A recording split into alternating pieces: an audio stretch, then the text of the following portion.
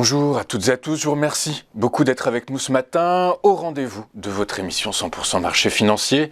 On continue à vous accompagner dans cette séance du 17 mars 2022 pour décrypter la séance du jour à la Bourse de Paris.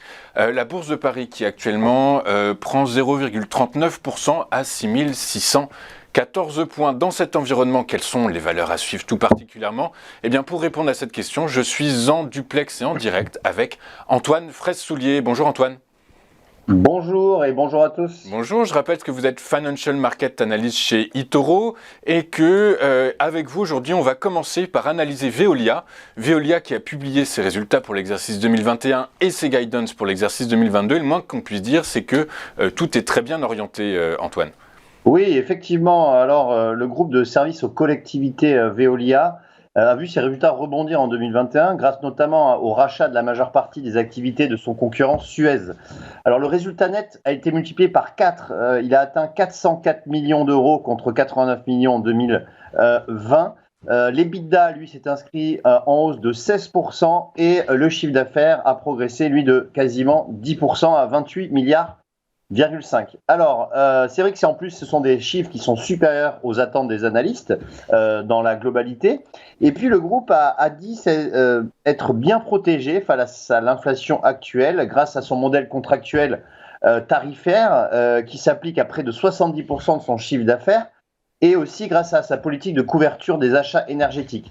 Ensuite, Veolia est faiblement exposé à l'Ukraine et à la Russie, deux pays qui représentent un chiffre d'affaires environ de 120 millions d'euros, ce qui représente uniquement 0,3% des revenus de Veolia.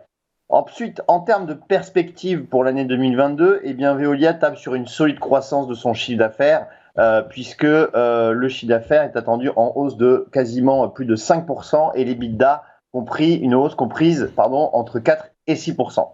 Alors ce matin à l'ouverture, eh bien Veolia progresse de 1,5% dans le sillage aussi de la hausse des marchés. Et on voit que le titre revient finalement sur ces niveaux du début du conflit ukrainien aux alentours des 30 euros. Dans cet environnement, Antoine, du coup, qu'est-ce qu'on pourrait avoir comme niveau de résistance sur le titre ? Alors le niveau de résistance est très clair.